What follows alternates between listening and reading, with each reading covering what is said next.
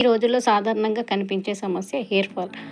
పిల్లలకైనా పెద్దవాళ్ళకైనా చాలా మందిలో ఉండే ప్రాబ్లం హెయిర్ ఫాల్. దీన్ని ఎలా కంట్రోల్ చేసుకోవాలో, న్యాచురల్గా షాంపూ ఎలా తయారు చేసుకోవాలో ఈ వీడియోలో తెలుసుకుందాం. ముందుగా రాత్రి కుంకుడుకాయలు, కొంచెం శీకాకాయ, అందులోనే కొన్ని మెంతులు, అవసరమైతే డ్రై ఆమ్లా కూడా యాడ్ చేసుకోవచ్చు. దీనివల్ల ఏంటంటే మన స్కాల్ప్ అనేది హెల్తీగా ఉంటుంది, ఇన్ఫ్లమేషన్ ఉండదు, డాండ్రఫ్ రాదు దీన్ని యాడ్ చేయడం వల్ల.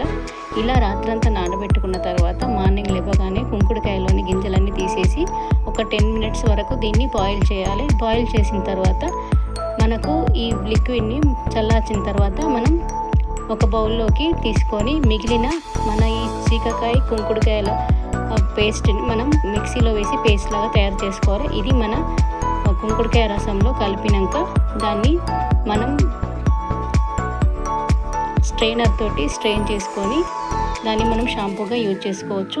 ఇప్పుడు నేను నానబెట్టింది ఇది ఒక 4 మెంబర్స్కి యూజ్ అవుతుంది. దీన్ని వాడడం వల్ల మనకు హెయిర్కి ఎలాంటి కండిషనర్ యూజ్ చేయాల్సిన అవసరం లేదు, ఎందుకంటే న్యాచురల్ షైనీ అండ్ హెల్తీగా హెయిర్ అనేది ఉంటుంది.